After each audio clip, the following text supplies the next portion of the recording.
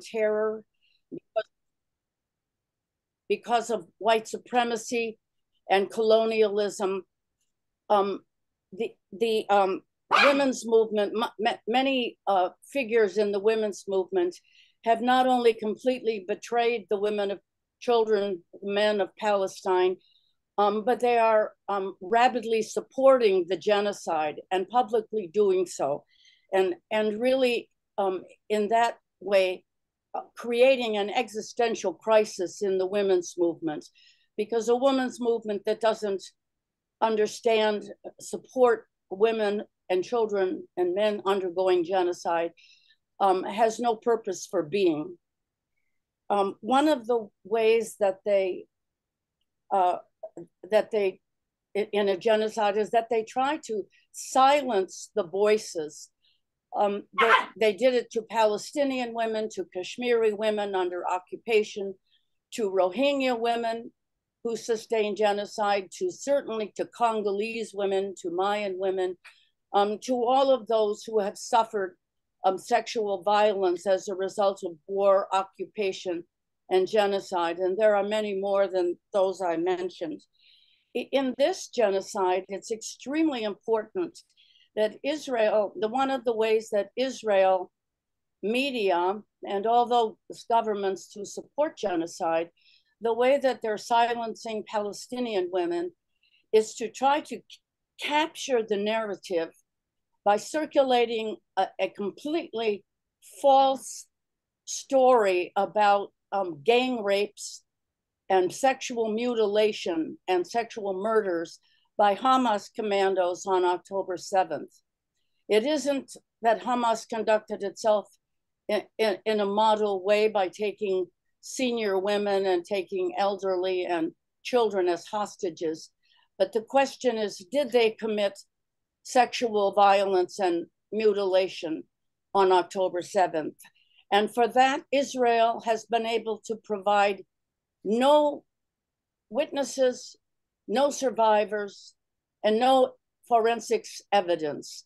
The only source of this information are organizations and individuals like Zaka, who have been themselves implicated in sexual criminality, and who even Haaretz and other Israeli sources exposed for their misconducts at the scene of October 7th, at the sites, at the concert site, at the kibbutz. They expose them for misconduct and for mishandling of bodies and for the mishandling of forensics evidence. And so there is no credible evidence. Although media and Israel and the governments that support them are hell-bent on promoting that discredited narrative, which has been, first of all, exposed by Palestinian feminists in their investigations, and later on by Western journalists. I might point out that Israel has refused to deal with the UN investigative commission, calling them Hamas influenced.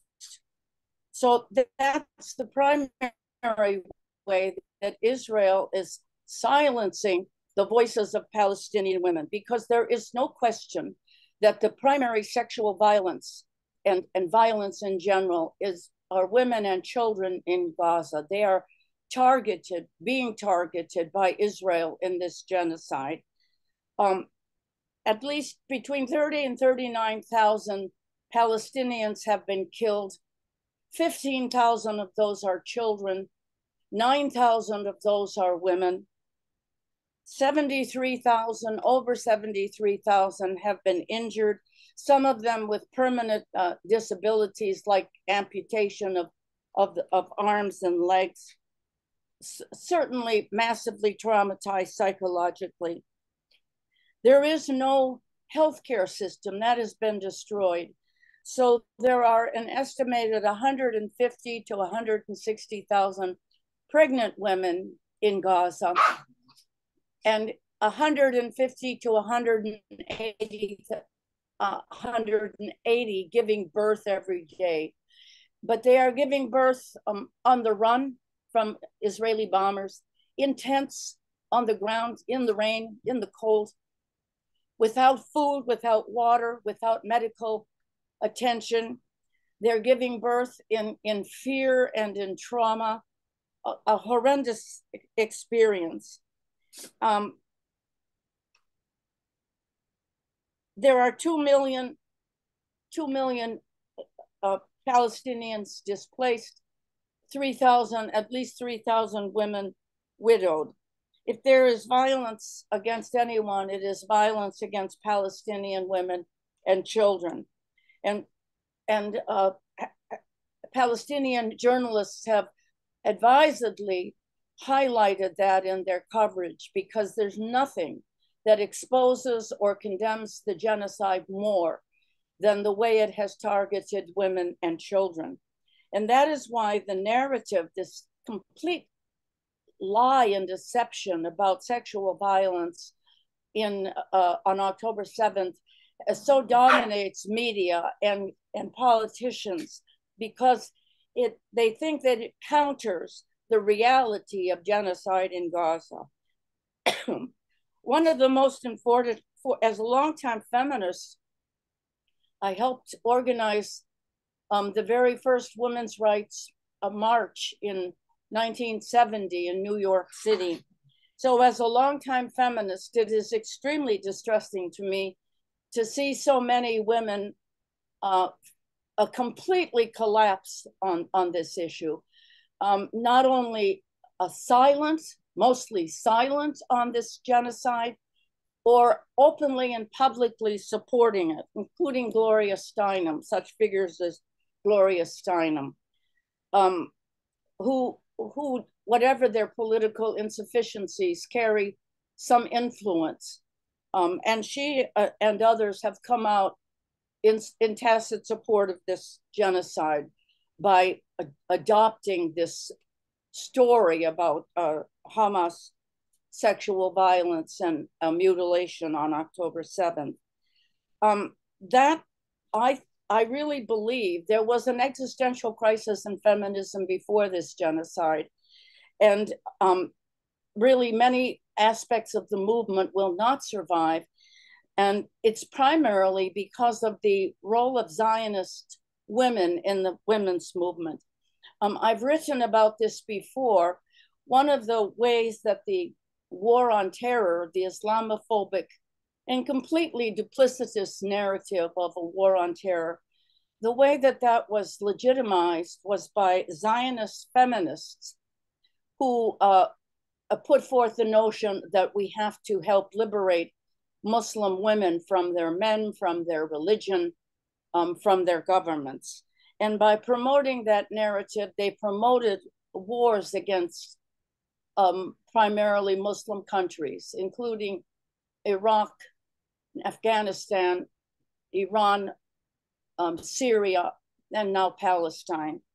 And Zionists in general, and of course Israel, have used that, manipulated the feminist narrative, the women's rights narrative, in order to legitimize genocide in Gaza. There's nothing more detestable, there's nothing more cynical or more manipulative. I don't have much more to say, except that there will be no rebuilding of the women's movement as it was constituted, as weak as it was. There will be no reconstitution until women, as we did in the early days, adopted an anti-war stand, an anti-racist and anti-white supremacist stand, and completely support Palestinian women, completely oppose these genocidal wars, and stand with women and children and men in their struggle for freedom. So I think that I would anyway like to commemorate this International Women's Day by highlighting the heroic struggle of the Palestinian people, including women and children, for freedom from the river from the Jordan River to the Mediterranean Sea. Thank you, Ms. Curley, for your powerful and detailed talk on the subject. Your insights on the struggles and sufferings by the women faced by the women in Gaza were deeply informative and moving. Now, I would like to call Dr. Farah Naz to share her expert views on the subject. Thank you so much for having me. And thank you, Mary, for such an insightful talk on such an important subject that is the women in Gaza. We are like all of us women who stand for women empowerment, gender equality, and all those notions which bring some kind of empowerment to women. We often kind of like are not able to give the due share of Palestinian women to what they deserve. We have been hearing about the stories that Mary has highlighted, that the way women are giving birth in a war situation is really, really painful, even to listen to the stories and to read even about it. So yes, there is a lot of discrepancy happening. There's a lot of inequality happening in the world, and we all who stand for human rights and giving equal share to every gender, to whatever category they belongs to, we are feeling it too bad on the part of the United Nations as well. Because whenever there is inequality or injustice, we look up to the United Nations, its Human Rights Commission and all, that they will bring justice to all those people whose life has been affected. But unfortunately, we can see the UN also seems to be in a very fragile situation when it comes to giving the women in Gaza their due right and respect that they deserve in this war-torn situation. So yes, there is no second thought about the women in Gaza, whatever they're going through, whatever is happening to them. I would like to draw the audience attention towards the women in South Asia as well. Of course, since the first day when women stood for their basic right to cast vote, to contest even election, and then to be there, the struggle is real, and it is an ongoing phenomena, which is a never-ending kind of story for all of us women. But we can see there are some bright side of the story as well. But according to the UN Women latest report, they are drawing a very complicated picture for us, that the right for women to seek education, the right for women to get empowerment, to have access to the basic needs and all, is going to be really horrible in times to come as well. They are coming up with some numbers, and according to those numbers, by 2030, around 340 million people will face extreme poverty. Around 61% of women of prime age, they will be affected negatively in terms of workplace, as compared to 91% of men. And around 110 million women will remain out of school, and 341 million women will be projected to lack of electricity. So for us feminist scholars, where we stood firmly to bring equal status to men and women and all other categories of gender, these numbers are really kind of alarming to me, because I don't see any good thing happening or coming on the way towards women empowerment and all. What I can see is the problem that we have today is going to be multiplied in times to come. Then coming over to South Asian women, I can still see the Kashmiri woman. She was getting raped when I was born, and even today she's getting raped the same way. Nobody is standing for them. Nobody is trying to protect them, to secure them. And even the consequences of those rapes, like for instance, if she conceived a child, how many stories have come out what happened to that woman and that child in the society, where there is not only the problem of the social norms, but there are ethical consideration to bringing a child out of rape in that society as well, where there is a religious pressure on them, and there is a social pressure on them. So what will she do in that situation where neither she can escape that territory because it's a war-torn situation. Neither she can or nor she can stay over there. So what will she do? What is her life child in times to come? Speaking about women in India, they are, even if they are Hindus or if they are Christians or they're Muslims or belonging to any minority over there, they are getting victim of rape every now and then. Nobody is talking about it. Even in Pakistan, there are certain pockets in the society who do not allow their women to go and seek education. Though situation is improving, but it has yet not improved to the level where we can see some fruitful outcomes are coming, a way where we can see empowerment of women. I'm quite astonished to say that even in that part of the world where Kashmir and women in India are getting affected very negatively, I could see, elements of genocide taking place against women over there, where they are targeted through every ways and means, even if it is about a pandemic, even if it is about a natural calamity, if it's about the health crisis, or if it's about the political maneuvering. Everywhere a woman is getting targeted to the way they are vulnerable in the society. So I think through this International Women's Day, we need to stand together firmly and strongly and become voice for all those marginalized women in our societies and any society, no matter we have any connection to them or we have no connection to them. We are women, we are of the same gender. So men and women, they need to be standing there strongly to support each other. That's the only way. Because if we look up to the United Nations, probably we have seen through Gaza situation, they feel very weak over there. So if the communities, they stand stronger with one another, we can bring a change. And we have seen through the communal support, women were given the right to cast vote even in an election in 1920s in the United States. So if that change can happen, anything can happen. With this pessimist note, I will leave the forum to the other panelists to comment on. Thank you. Thank you, Dr. Farah-Naz, for your insightful analysis on the struggles women in South Asia face in their fight for the rights and gender equality.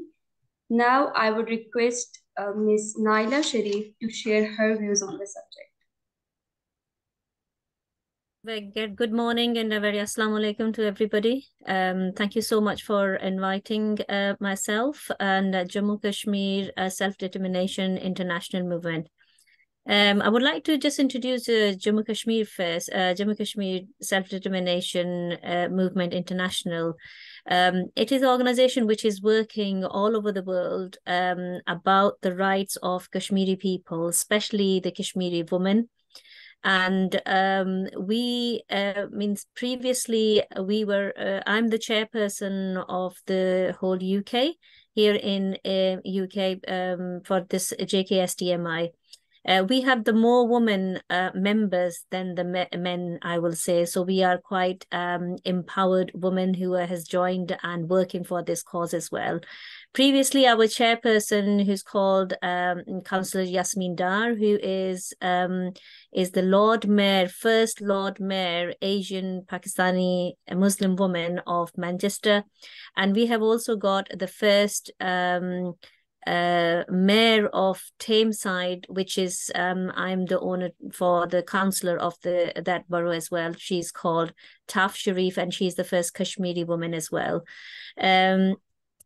It's women like Mary and Farah-Naz has explained that their rights are always being violated as well, especially in conflict areas at the moment internationally. When we have talked about it, Gaza, when we're talking about Kashmiri women as well, it is, we all know that equality is not there, and they are suffering more than anyone else as well.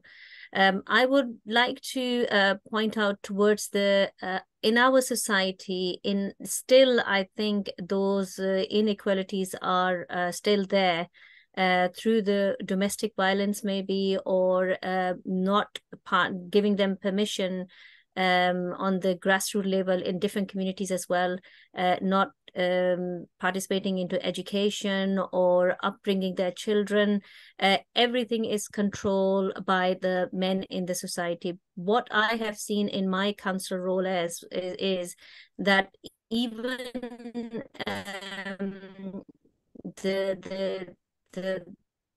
we are moved on as well. Still, we are quite behind, and still we need to educate our. You speak about the wars and insecurities. Women bear the heaviest burden of the violence, poverty, and inequality as well. Women are the target of systematic rape and sexual violence, which is used to a weapon of terrorize and destroy communities, and which is still happening. And we can see a present moment in Gaza and also in Kashmir origin as well. Despite these stark disadvantages, women are instrumental in caring and providing for their families at time of crisis, often stepping outside their traditional domestic roles in order to survive. Many becomes sole breadwinners after the loss of their husbands and male relatives, and are struggling against the odds of both care and provide for their family. Violence against women is one of the biggest blocks to women's social, economic, and political participation at all levels. And the effect of the conflict, economically insecurity, increased level of crime, destroy infrastructure, and weaken the rule of law, all directly impact on the risk of the violence against women and girls. Women and girls should not only be seen as a victim of a conflict and instability. I think they have historically had and continue to have a role on combatant as part of the organized civil society, as human rights defenders, as Mary is doing it at the moment, as member of resistance movement, and as active agent in both formal and informal peace building and recovering process. Post-conflict situations and reforms can be viewed as an opportunity and transformation of the societal structures and norms in place before the conflict in order to ensure greater enjoyment of women's human rights.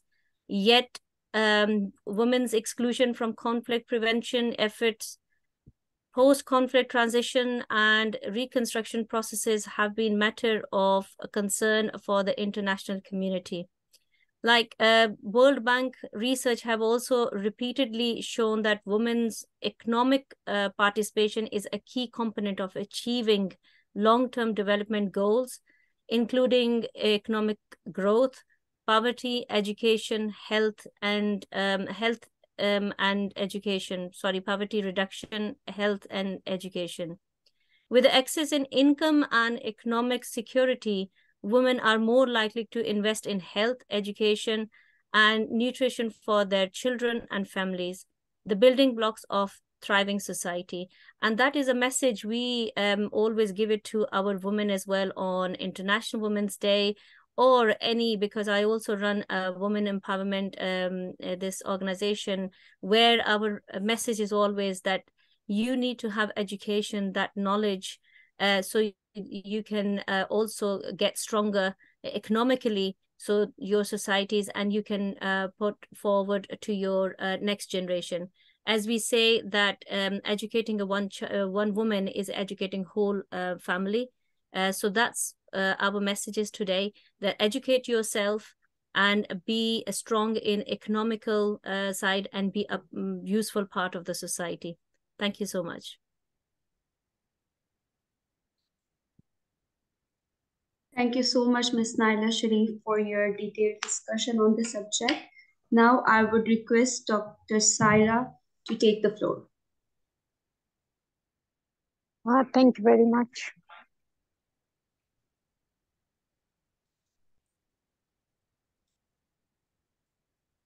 Hello, can you hear me? Yes, we can hear you. But your camera is off.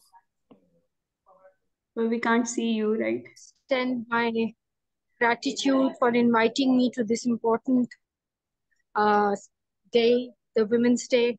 And we live in the days where we are seeing a lot of tension around the world, and women being at the heart of these tensions are the ones who suffer the most.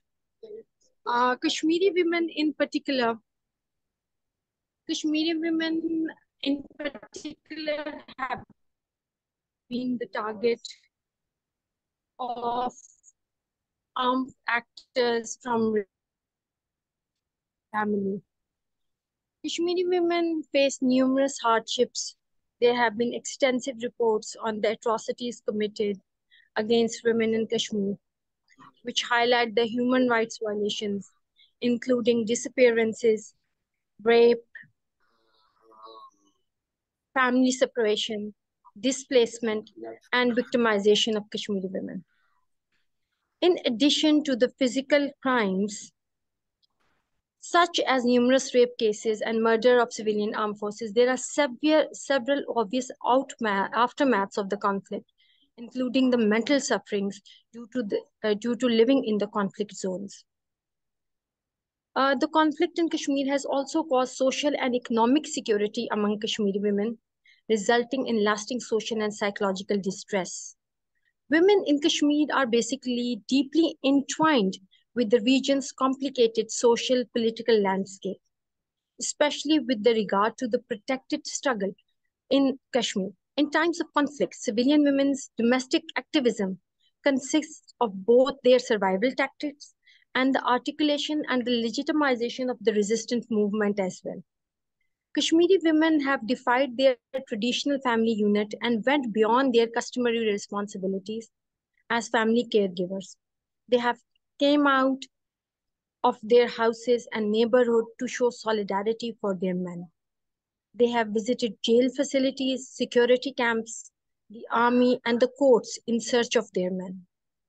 Kashmiri women daily survival tasks include both maternal, reproductive roles, as well as the politicized roles. Rather than being a victim or a bystander in the struggle, Kashmiri women have chosen to play a very important role in politics that yet had not received recognition. In addition to their numerous contributions to the political movements, Kashmiri women are perceived as being trapped in a violent war as victims or as supporting their violent men or abandoning the cause of women's rights in the favor of separatists. Many people have the impact of this violence on the women and the ways in which the women in Kashmir have responded to it by becoming enraged, angry, independent, and politically strong. We have seen that. We have seen Sanamatu, the Pulitzer Prize winner, and many others there. Kashmiri women's stakes are more in having a peaceful resolution of the Kashmir conflict. Therefore, their presence and their role in the resolution towards the peace process is very crucial. Gender sensitivity towards women involvement in peace politics can make the peace process more comprehensive and more sustainable. Thus, Kashmiri women need to play a more vivid and active role in conflict resolution. However, they are sidelined, underrepresented, and unseen during discussions and the peacemaking process.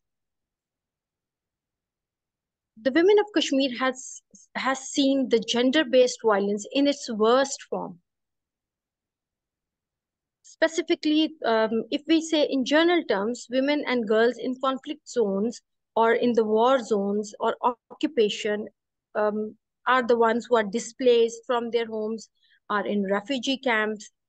However, in the peace times also, the women in the conflict zones, when there is a bit of a peace, they are the worst affectees of that conflict. So if we employ a gender lens during the analysis of the peace negotiations and all that, we will see that women are the most vulnerable group and they have to be represented for any peace solution if there has to be one. If we think there has to be one. So I will also here want to add that regardless of the faith, there is a patriarchal community in Kashmir, and Kashmiri women have endured lots of hardship over the period of time to make their own place. However, due to the armed forces violations of the human rights, women have been a victim of several crimes. They have been in constant fear of molestation, of sexual assaults. Only include the women, but also the women who live in the homes, but the women who are economically independent and others. Everybody in Kashmir can be a target to sexual violence by the armed forces or the police. And we have Kunan Peshpura as one of the examples of the brutality of the armed forces in Kashmir. There are many testimonies around that, and one thing is very, very important, that due to these physical assault or the fear of living in a kind of continuous threat of being assaulted, women are facing post-traumatic stress disorders, and we have seen the reports of Doctors Without Borders regarding this. So if I also want to highlight the issues of the half widows here. I will not go into the details, but the women who are without knowing the whereabouts of their husbands live a life of a widow as well as a wife, and owe the responsibility of the society, of the roles as a mother, as a caregiver of the family, even as the breadwinner of the family. We have seen due to the conflict that women have been suppressed economically as well. When there is every area of the economy has been impacted, including the manufacturing, handicrafts. However, when it comes to the women, the employment prospect have decreased as a result of the limited industrialization. Now we are seeing the Moody's regime is investing a lot, but the investments are not for the local people. The investments are for the settlers. So we cannot say that if there is investment coming in, the women are going to be the Kashmiri women are going to be benefited from it. No, it is not going to be the case. So the economic empowerment of Kashmiri women is impeded by the restricted access to the chances for education and skill development as well. So at the end, I would also like to say that we as the women which have agency, the women which have a say in the society, or the women which can contribute, we are continuously and we will continuously be supporting the cause. And the women around the world who are being suppressed, our hearts go out with the women of Gaza. Anywhere in the world where the women are the sufferers, we are there with them. And the United Nations theme for this year, to empower the women more, is one step towards that as well. So we pledge that we will be there for the Kashmiri women, despite all the limited resources or the limited, we will be the voice of them. Thank you very much. I think I have not taken that much of time. Thank you. Thank you so much, Dr. Saira Shah, for your detailed analysis on the women's rights while highlighting the sufferings and struggles of Kashmiri women. Now I would request Sahibzade Mardia Sultana to share her views on the subject. Good morning. Assalamu alaikum wa rahmatullahi wa barakatuhu. I hope I'm audible to everyone. Yes, ma'am, you're audible. All right. Thank you. That's nice. I'm very grateful to be part of this webinar today, and my apologies prior because I have a bit of sore throat. So I'll cut the story short. I'm glad, and I would consider the talks that already the beautiful ladies has already said. The situation in Kashmir, the situation in Gaza is very close to our hearts. And for sure, we feel the pain, being a woman, being, because we all have the same hearts when it comes for our children. I was going through this picture of this woman holding dead bodies of her 2 children in Gaza. Being a mother myself, how painful it is for any woman. No words can actually express that pain. However, if we go through the history, we are witness the tyranny that women have always faced. Talking about Karbala, if many of us are aware of the women who stood for their rights and who spoke in front of Yazid. Similarly, we see lots of Kashmiri youth and the youth in Gaza. A lot of people have different concepts about the youth. However, I think what else can we expect from the youth if they are not even able to breathe in their own country, in their own land, and if they are oppressed by either it's Indian army, or talking about Gaza, if they are oppressed by Israelis, what else can we expect them to do?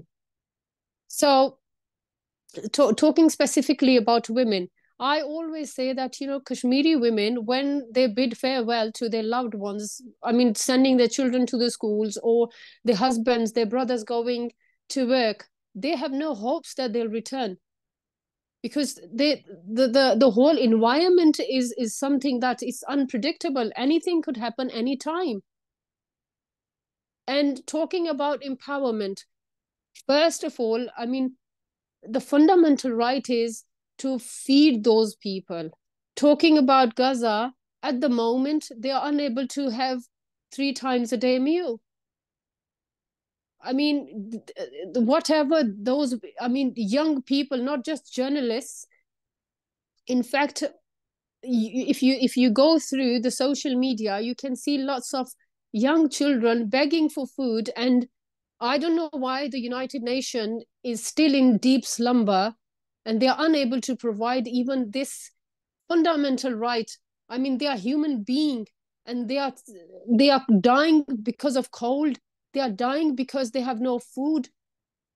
And this situation, and on the top of all, as Mary said already, that there are lots of feminists as well who has been speaking mostly about Islamophobia and stuff. Okay, fine, forget that. But where's the humanity now? When the people are being slaughtered, let's not talk about any religion. We are talking about humanity at the moment. So where are they? I don't know. However, we all, and I'm so glad that you guys invited me, and I can speak my heart out. That at least, what we can do is we can speak for them. Well, at least to the pain that they feel, we have the same pain in our hearts as well. And the brighter side, when I was in Pakistan, and basically I'm a Kashmiri as well, not that part of the Kashmir, but Azad Jammu and Kashmir. So there were lots and lots of young girls and boys, the youth especially. They are so talented. They want to grow like any other child living any country like United States or here in UK. The only problem they face is that they need good platforms. And I'm so glad that there are some universities and there are some political figures as well who are working on it. So if whatever we can do for them is to provide them the best of the education, and at least make some of the links with entrepreneurs so they can stand on their feet. Lastly, I have some words to read and dedicate to all of us women, especially. And Wanisa, please don't mind, because I think you are the only man today. So, but still, yeah. So this is a little poem by Maya, and she says, "You may shoot me with your words, you may cut me with your eyes, you may kill me with your hatefulness, but still, like air, I'll rise." Thank you so much.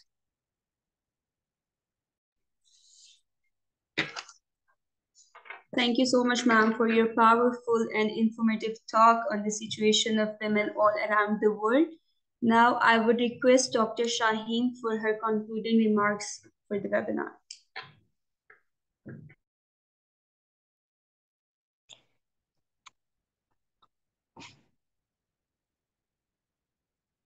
Thank you so much. I think there's some problem in the video. So probably I have to rely on my audio. It was a great pleasure to really listen to all of the powerful ladies, and especially the articulation that they have across the religion. That really is amazing. It is like our solidarity with all the women who suffer conflicts. And I was just thinking when the discussion was going on, I was just thinking there is a conflict situation which is very obvious to all, and there is escalation, there's a violence and all that, and women become more vulnerable because it is their vulnerability, and especially vulnerability is doubled when they belong to marginalized section of that particular society. So that is like make them much more victim of the conflict. But I was just wondering, there are protracted conflicts. So Kashmir, Palestine comes straight away into my mind, where women, even though during lesser violence, they suffer a lot because it's a protractor. You live with the uncertainty, you live with the insecurities, you live with the say a situation where the lack of access to the opportunity, to education, to health, to livelihood. So it is like your whole life is like being shaped by a conflict situation. And women are, nobody really looks at that part, that how women cope with that throughout their life, even when it is not really being given any that kind of a visibility. So they are invisible sufferer. Violence, when it escalates, obviously, it is more of like their security, physical security of the girls, of women of all ages. In fact, we have experienced that. There's a huge empirical data available, which confirms even in the post-conflict situation, the whole debate about the empowerment and disempowerment, what we refer to as an empowerment during the conflict situation is actually that is like increasing burden on women.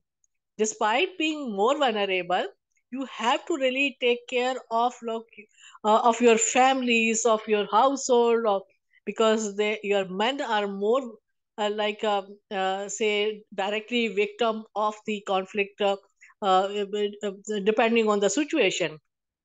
So when they return to some kind of post-conflict situation, which is exactly to me is a transition. It's never very neat, clean post-conflict situation, because conflict does not disappear overnight. It has like a deeper impacts, say footprints on your, like on the society, on the woman, on the whole entire you see the your living conditions. So all remain same for quite some time. So they in fact are never ever given that kind of opportunity to actually say, or the affirmative action by the society, by the governments, or by international community, or the whosoever is involved in that situation, to actually respond to their specific needs. So this is what happens. So what I gather from the entire this cycle of violence, of conflict in any society, is the woman throughout that in different periods of the conflict, they suffer, they are victim. Either they are a silent victim, or they are a direct victim. Their security is in danger, their livelihood is in danger, or their loved ones are in danger. So in every say aspect, if you look at it, you feel like they are the one who are at the receiving end of all the conflicts.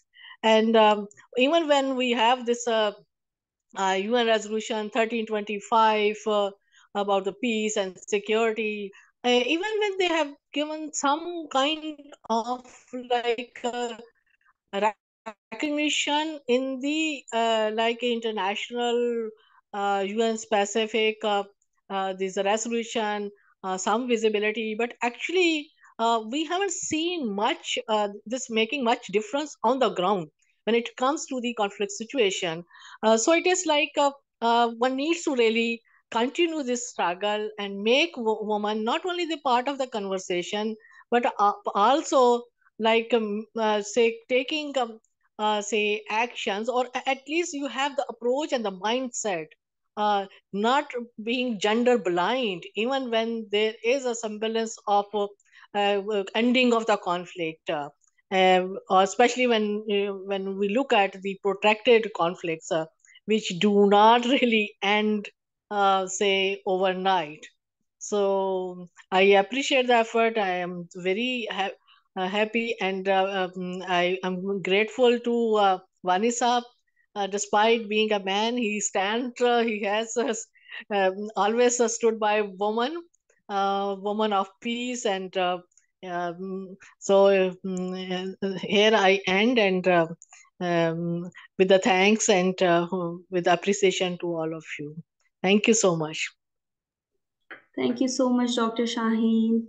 At the end, I would like to thank everyone for your detailed and informative insights on various aspects of women's rights and the situation and sufferings of women all around the world.